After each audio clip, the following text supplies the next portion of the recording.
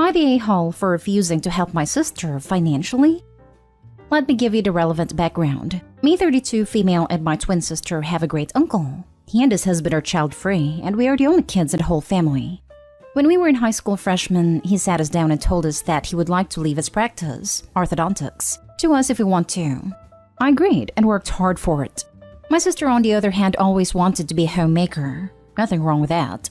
When we were accepted to college, he paid for mine and gave an equal amount to her that she used on a big wedding and a grand honeymoon. Her husband has a great job, but they have always been deep in debt because they like to keep up with the Joneses. New car each year, grand vacations, kids in private school, and a ton of extracurriculars.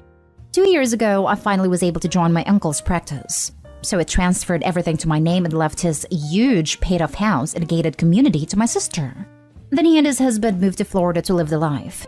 It was just bad luck that a few months later COVID hit and the practice started suffering. And that's when my sister started on the gloating about how she was the smarter twin in the end, how she ended up with a paid-for house and a great family, while I was an old maid with a worthless practice. I ignored her remarks the same as I have been doing for years. Then restrictions eased and I started making money again. I just bought a condo and a Tesla. 2 days ago, she visited me. Then she asked me for $20,000. Apparently, they took a mortgage on their house because her husband lost his job, and now they're behind on their house payments, car payments, and the kids' tuition. I was sympathetic, offered to help her budget, said that if they gave back their cars, I could pay the difference and get them a used one. Also, that I would get them current on essential bills and get them food, but that was that.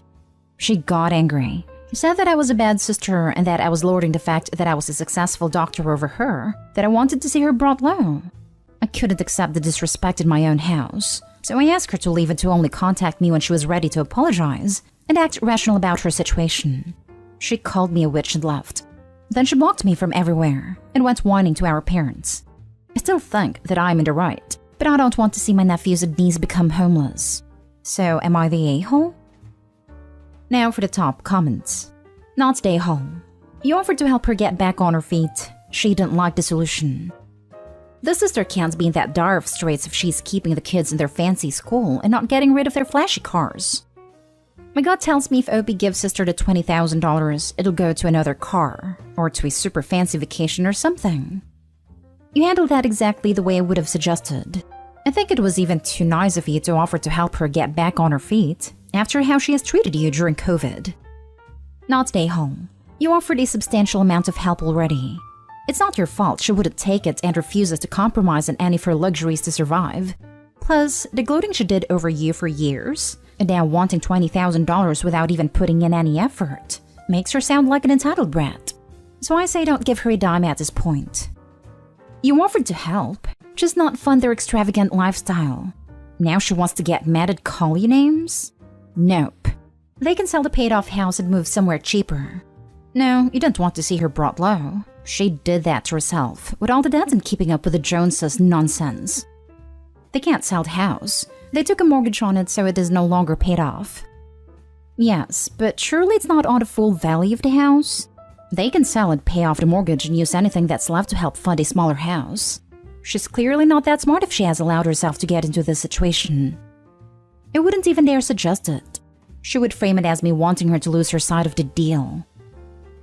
Next story is titled, Am I the a-hole for telling my sister she needs to start being grateful for her healthy baby? My female 21 sister 25 just had her first baby a few months ago. He, James, was born completely healthy, got to go home the same day. She had a very easy pregnancy and delivery, said so herself, but for some reason is always freaking out thinking there's something wrong with her baby. About a week after James was born, my sister got a call from his pediatrician saying they needed to redo one of his newborn screenings because he was too close to the borderline. My sister started freaking out, crying, acting like this meant he was going to die even though he hadn't been diagnosed with anything, or even failed a test. They just needed to redo it to be safe. He passed the second time. Her next freak out came when he was about 7 weeks old. She started saying he hadn't smiled yet, and everyone she knew who had babies started smiling at 6 weeks and saying maybe this is an early sign he has autism. My parents kept saying it's completely normal for a baby to not smile right on time, and her pediatrician even said they weren't concerned, but she was extremely upset and stressed by this. I asked her if she would love him any less if he had autism because that's how she was acting, and she looked disgusted and said, "Of course not. She just wants him to be okay." He smiled a few days after this freak out. The most recent freak out was his first roll. He rolled for the first time at 12 weeks, and that seems like something parents would be excited about. But nope, she was worried he rolled too early, and this could be a sign of cerebral palsy. I've read that early rolling can be an early sign, but 12 weeks is not considered early rolling. I was finally fed up with this, and told her she's so lucky to have such a healthy baby, and some people would do anything to be as lucky as her, and she needs to stop freaking out and be grateful. I told her it is starting to look like she wants there to be something wrong with him. She just said something like, "Okay, sorry, I won't talk about my health concerns anymore. It has been very distant since." I recently found out she made a new family group chat without me in it, where she sends pictures and updates on him, and it's making me wonder if I went too far and hurt her feelings. Am I the a-hole? You're the a-hole. She's a new mother, and it's showing. You, on the other hand, clearly have a problem if you can't tell why your words would hurt her. You were mean and nasty. I bet if the OP decides to have a child, she will be just as anxious. I imagine most new parents are like that, discussing worries with their family. Can confirm. I remember crying because my daughter had a hangnail the day I had to go back to work. She is understandably stressed about health scares, and most of these are legit health scares. The reasonable things to address overreaction would be to suggest that she seems really anxious, and maybe she should talk further with her pediatrician about when to be concerned or speak with a counselor. Not just tell her to be grateful when she's trying to sort out legit concerns from doctors providing the required standard of care. Most of these are legit health scares. Smiling a little later and rolling a little earlier than your friend's babies are not legit health scares. This is way beyond normal new parent anxiety in my view. I don't think sister is an a-hole, but she needs to get some help to manage this. Of course your sister is overreacting a little, but she's a first-time parent and is understandably anxious about making sure her child is healthy. And some of the things you mentioned are actually pretty big deals. I would be freaking out if I had to redo a screening like that. Your comment was just cold and unnecessary. And removing you from the loop about baby stuff is logical. You've made it clear you don't care about the details of what's happening with the baby, so why would she continue to copy you on her updates to the rest of the family? Little update. My sister has always been anxious. Has been in therapy since she was 14 and still is. Has also been on various meds. I guess I'm mostly just frustrated because she seems to have an ideal life and doesn't seem appreciative. She has an extremely supportive husband. They own a house. She gets to be a stay-at-home mom. Got pregnant her first try. But now after reading some of these replies, I realize I didn't really think about her hormones. And she's probably just wanting reassurance and someone to tell her everything be okay. I will apologize, but I'm gonna give it a bit so she can cool off. Next story. Am I the a-hole for reminding my half-sister of my existence? As context for this tale, you need to know that I come from a mid-sized town in the Bible Belt, and, well, things here work a little bit different. Like 1950s different. I, 17 female, am the bastard daughter of one of the town's big daddies, conceived in an affair he had with mom, while his wife was pregnant. This was scandalous when it became public, but southern men are prideful, and while daddy has never been too involved in my life, he gave me his last name and occasionally visits to see that I'm not becoming a lesbo-punk. His bounteous checks have kept me and my mom afloat all these years, so thank you, Papa.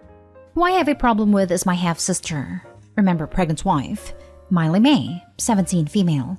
She hates me. She always has.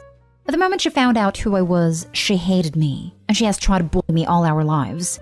I honestly don't care too much, but I can see where she's coming from, as rumor has it that the marriage between her mom and our dad never recovered after the affair, and she came into the world to a broken home. Right now, we try to keep our distances, and our school has been gentle enough to maintain us apart in every aspect they can. Now here comes the fun part. We are both graduating next year, and as part of last year's traditions, all the graduates have to create a family tree that hangs out in the legacies corridor.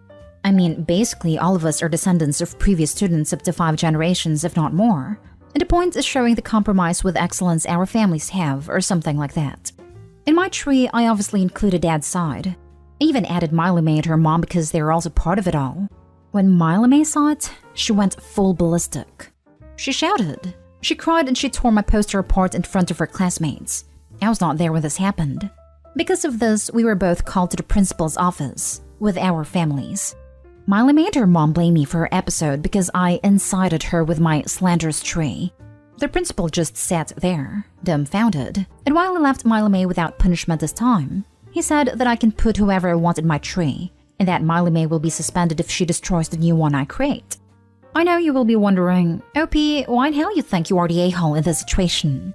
As we were leaving, my father came to me and asked me to not put him on my tree. He was not angry or mad. He just looked sad. I barely know this man, but I don't think I have ever seen a biggest expression of defeat and remorse in my whole life. He just said life is difficult enough as it is, and that I should not make it harder for him or Miley May, especially since I know how she is. Then he left. My intention was never to hurt my father or even Miley May, but now I feel like a total crap. Now for the comments. Not a-hole. Your life story, your damn family tree. Do they want you to claim the Virgin Mary as your mother and God as your father? Edit. There are many snarky ways to not technically include them, but paint a picture clearly enough since it sounds like who is related to who is well known enough around town, if you are so inclined. Like putting a picture of Voldemort and writing, "He who shall not be named" for your father, and Hannah Montana for your half-sister. If your father did not want to be featured in a family tree other than the one for his legitimate children, he shouldn't have slept with someone he wasn't married to. Full stop. And he should have shut this thing with Miley May down when it started happening, not let her get to the point where she's destroying your property in public. You bear no blame for the situation. This. 100% this. This is your story, OP. Your story and Miley May's stories intertwined because of your dad's choices, but you were meant to be here for a reason, as was she. I can't imagine it has been easy going to school with her though now, but it doesn't sound like it was you who created the drama. Sounds like it was her fueled by her mom. Your dad is the major a-hole for not shutting this behavior down in 1st/2nd grade. But Miley May should be past this enough at this point, that it shouldn't be emotional enough of an issue to have that kind of a tantrum. I'm sure it is well known in your school and community that you share a dad. I'd recreate the tree exactly as it was before. Walk into class with dignity and hand it in, and then wink at her. That's it. Just a wink. He just said life is difficult enough as it is and that I should not make it harder for him or Miley May, especially since I know how she is. Screw him. He put himself even before the child he hurt by raising her in a household with fractured trust, and the child he hurt by withholding his presence. Not the a-hole. Last story. Am I the a-hole for not wanting to call my mother's husband Dad? For background, my 38th female mother has been a single parent most of my life. She married her husband when I was 23, and they had been dating since I was 19. I've accepted him in my life, but I've been very clear about the fact that I don't see him as my dad. I have a dad. He's a deadbeat that I don't have contact with, and, along with my mother, is the reason I've been in therapy. So, my mother's husband, let's call him David, is a massive part of my kids' lives. He's their granddad, there's no question about it. They both know David isn't my dad. They've seen my boy dad and have both said they aren't interested in him. They're old enough to decide. Over the years, my mother has been referring to David as my dad, saying your dad is on the phone, and it's made me cringe. I told her I didn't like it. She said David does, but that she would stop. She doesn't. We were at an event last week where I was asked to stand with my dad by someone. I said, "Oh, that's not my dad," and the person apologized. It passed. The event carried on. Everyone had a great time. I went to visit my mother a few days ago, and she said, "You know, you really hurt David's feelings the other day." I asked how, and she said the nasty, aggressive way you said, "He's not my dad." I said it hadn't been any type of way. I just told them he's not my dad. She said I can't believe her back here, saying he isn't your dad when he's done so much for you. I lost it. I told her that wanting to be my dad doesn't make him so. I'm the only person in the family whose dad hasn't been a part of their lives. They don't know what it's like growing up knowing you're not wanted, and just when you've come to peace with it, had someone literally force themselves on you. David has his own child who is also an adult, but my mother has never been expected to play the role of mother for them. Now neither of them is talking to me because I can't just let David be my dad. Am I the a-hole? Not the a-hole, especially as your mother doesn't expect the same from David's kids. That's a bit hypocritical of them. That really depends on if David's ex is an actual mother. I hope you should make it clear to them the title of dad isn't a compliment in your case. You're not my dad. You're my David. that's much better. He did raise you. You were an adult when you met him, and you have a dad, and he needs to accept that. Why would you need to call him dad? A word that has a different significance to you. To show you care about him, your kid's acceptance of him should be clear that he's loved by you surely. Yeah, it's very weird to insist your adult child call your husband, who you married after the child was an adult, dad. I hope you will never view him as anything but another adult, an equal. It's almost as if they don't respect Opie as an adult. My dad remarried someone a year older than me. I was in my late 20s when they first met. If that was ever suggested or proposed to me, I would have laughed in their face, and they know it.